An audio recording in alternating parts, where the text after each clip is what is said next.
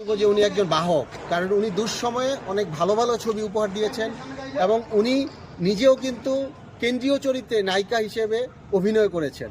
তার মানে এই শিল্পাঙ্গনে শিল্পচর্চায় ওনার অনেক ভূমিকা আছে এবং অপু বিশ্বাস আপনার অনেক ভূমিকা আছে। আসুন আমরা আমাদের কথাগুলো বাহিরে না ছড়িয়ে, আপনি সিম ইসলাম কলি ওনার সাথে আপনি বসেন বা কলি আপনার সাথে বসুক, দুজনে বসে আমাদের যে সমিতিতে মুরব্বীরা আছেন মুরব্বীদের নিয়ে বসেন, কারণ মেয়েটা তো আপনার সাথে বসতে চায়, বসে আপনারা এটা সমাধান করে ফেলেন। আপনি অনেক বড় মাপের স্টার, উনি আপনার সাথে বসতে চায়, আপনারা বসে মীমাংসা করে ফেলেন। এটা বাহিরের লোক কেন জানবে আমাদের ঘরের কথা? এটা আমার অনুরোধ থাকবে।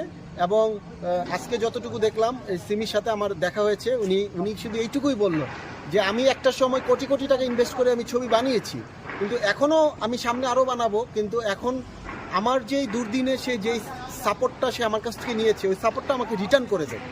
এটা তার একটাই আবদার এবং সে কিন্তু এটা নিয়ে কোনো কথাও বলতে চায় না, মানুষের কাছে করতে চায় না। তো এটা সমাধানটা হয়ে যায়, আমি বলবো যে এটার সুস্থ একটা সমাধান হয়ে যায়।